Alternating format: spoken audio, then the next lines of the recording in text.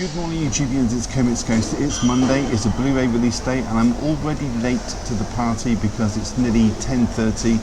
I've just got up to town. I've got an ear infection, my inner ear has completely closed up, so I had to wait for the doctor to call me back. But anyway, I'm in town now, I'm going to head down to HMV. I've got 4 imports to show you and there's going to be a couple of pickups from downstairs anyway. So let's get myself a nice McLatte and then show you what I picked up. I'll see you all in a bit. Well, I'm sorry if the audio is a little bit distorted there. I had to raise it because for some reason I can't hear out one of my ears and it's very difficult to judge the volume. Anyway, that was the coffee shop. Let's head into HMV.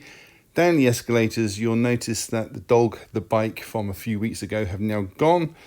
Just going to wait now to put the Christmas tree up, I guess. And here we go into HMV.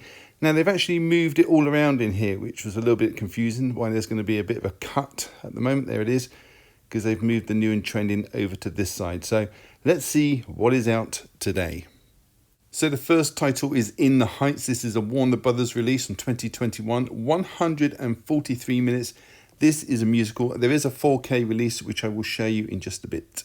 The next one is Supernova. This is a Studio Canal release from 2020, 95 minutes with a 15 certificate. It stars Colin Firth, Stanley Tucci and James Dreyfus. The next film is Another Round, and it's about teachers that try to keep their inebriation at a certain level so they improve their teaching skills. It's on Studio Canal 2020.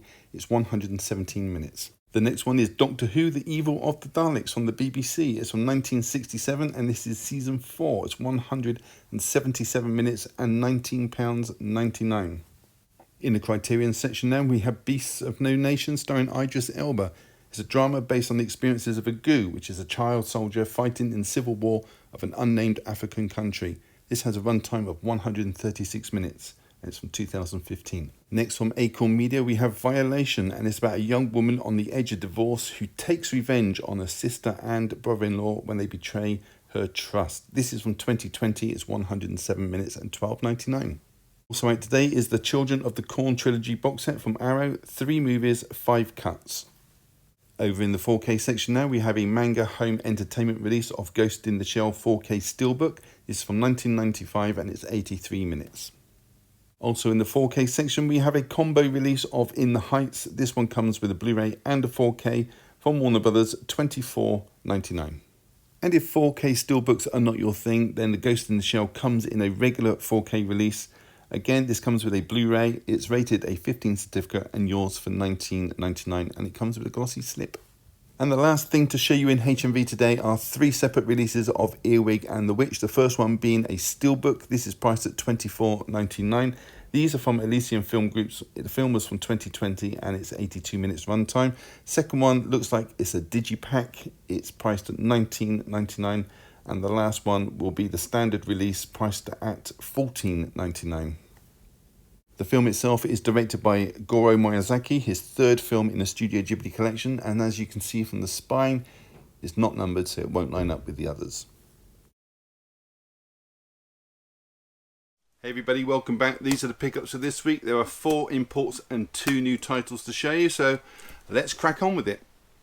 So the first title is Heaven Can Wait. This is a fantastic film. I've seen it many times. In fact, I first saw this movie at the cinema back in 1978 when it was released. I think this is an Italian import. Now it stars Warren Beatty as Joe Pendleton. He's this American football player whose team is doing absolutely brilliantly. In fact, they're all set to play the Super Bowl. And he's exercising one day on his bike and he's heading towards his tunnel when his truck is coming in the opposite direction. And an angel steps in thinking he's going to be hit by the truck and plucks his soul from his body and takes it up to heaven. The angel is played by Buck Henry there, who also co-directed it along with Warren Beatty. Now, whilst in heaven, it appears that Buck, I can't remember his name, I think he's just called the Guardian or something. Buck has made a mistake. He wasn't actually going to be hit by this truck, but by now the body has already been cremated. So they've got to find a suitable body to put his soul back into. It's got to be someone who's just about to die or someone who has died. So they choose his body of Leo Farnsworth. He's a rich man who's just been poisoned by his wife and her lover. Diane Cannon plays the wife. I think she was in a film I grabbed last week called Death Trap. And her lover is Tony Abbott, played by Charles Grodin, who passed away recently. You've also got James Mason in this. He plays an authority figure called Jordan. I can't remember if he's God or just in charge of accounting or something. Anyway, this has been, this is a remake, and it's been remade since in 2001 called Down to Earth, starring Chris Rock. I like that one. That needs a Blu-ray release. Got a runtime of 100 minutes. Let's open this up and see what you get inside. So inside you get artwork on the disc and nothing else. So that is Heaven Can Wait. The next title is Sweet Liberty. Now I've probably seen this film 50 to 100 times easily, and I've been searching for this ever since I started collecting the format. So in 1986, it stars one of my favourite actors, Alan Alda. MASH, the TV show, needs a Blu-ray release. He plays Michael Burgess. He's a history professor who's about to have this movie made of his book all about the American Revolution. You've got Elliot James, played by Sir Michael Caine. God bless you, sir. He's this womanizing lead actor, and you've got Michelle Pfeiffer as his naive love interest, Faith Healy. Now the film within the film is directed by Bob Hoskins, who keeps changing facts about the book and points on the book to suit his own incompetent needs. You've also got Lillian Gish in this as Elliot James's mother. Now Lillian Gish was a silent screen actress born in 1893 and lived to the ripe old age of 99. Now to put that in perspective, she starred in a leading role in D.W. Griffiths' Birth of a Nation in 1915, and she'd already been working in films for 3 years at that point. Remarkable woman. This is a lovely comedy sprinkled with romance, so what's not to like? Got a runtime of 107 minutes. Recommend this one fully. I think this was an Italian import as well. Let's open it up and see what's inside. So there is artwork on the disc. So that was Alan Alda in Sweet Liberty. These next two films are imports, and a fellow YouTuber messaged me to tell me these are on sale. Now the YouTuber I'm talking about is James, and his channel is called Movie Mad. Now James is a man who scours the internet for deals, and he always passes on that information to other collectors. So be sure to go and subscribe to his channel, not just for like the news of deals, but because he's got great tips for collectors, and at the moment he's running through his really comprehensive collection, and he often goes out and does out and about around Edinburgh looking for deals and in charity shops and stuff, and he trades them into CX and actually makes money on those deals, and he passes on these tips. He's a top guy, so go and check out his channel. So the first film he told me about is King Solomon's Mine. This is a German import, and they've called it Quartermaine. Now it's from 1985, stars Richard Chamberlain as Alan Quartermaine, title character. You've got Sharon Stone, you all know who she is.